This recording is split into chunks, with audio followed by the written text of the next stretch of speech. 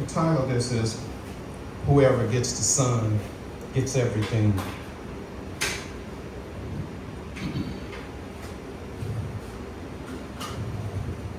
A wealthy man and his son loved to collect rare works of art.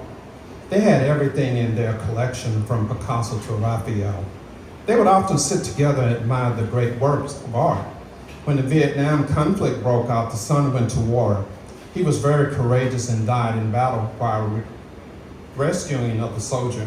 The father was notified and grieved deeply for his only son. About a month later, just before Christmas, there was a knock at the door. A young man stood at the door with a large package in his hands. He said, "Sir, you don't know me, but I'm the soldier from whom your son gave his life. He saved many lives that day, and he was carrying me to safety when a bullet struck him in the heart, and he died instantly.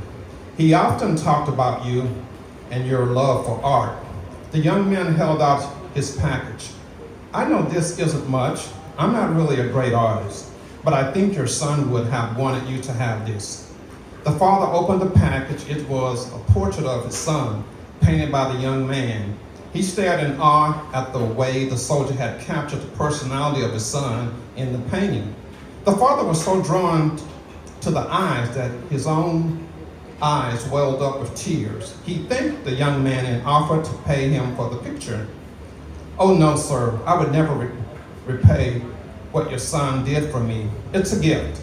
The father hung the portrait over his mantel. Every time visitors came to his home, he took them to see the portrait of his son before he showed them any of the other great works he had collected. The man died a few months later. There was to be a great auction of his painting. Many influential people gathered, excited over seeing the great paintings and having an opportunity to purchase one of their collections. On the platform sat the painting of the son. The auctioneer pounded the gravel. "We will start the bidding with this picture of the son. Who will bid for this picture?" There was silence. Then a voice in the back of the room shouted, "We want to see the famous painting. Skip this one." But the auctioneer persisted. "Will someone bid for this painting? Who will start the bidding?" 100, 200. Another voice shouted angrily, "We didn't come to see this painting. We came to see the Van Goghs, Rembrandts. Go on with the real bids." But still the auctioneer continued, the son. Who will take the son?" Finally, a voice came from the back of the room. It was the longtime gardener of the man and his son. "I'll give you $10 for this painting." Being a poor man was all he could afford. "We have $10. Who will bid 20? "Give it to him for 10. Let's see the masters." $10 is the bid. Won't someone bid 20? The crowd was becoming angry. They didn't want the picture of the son. They wanted the more worthy investments for their collections.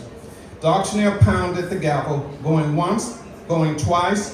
"Sold for $10. A man sitting on the second row shouted, "Now let's get on with the collection." The auctioneer laid down the gavel. "I'm sorry, the auction is over." "What about the paintings?" "I am sorry. When I was called to conduct this auction, I was told of a secret stipulation in the will. It was not allowed to reveal that stipulation until this time.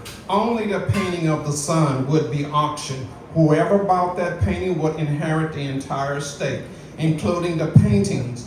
The man who took the son gets everything."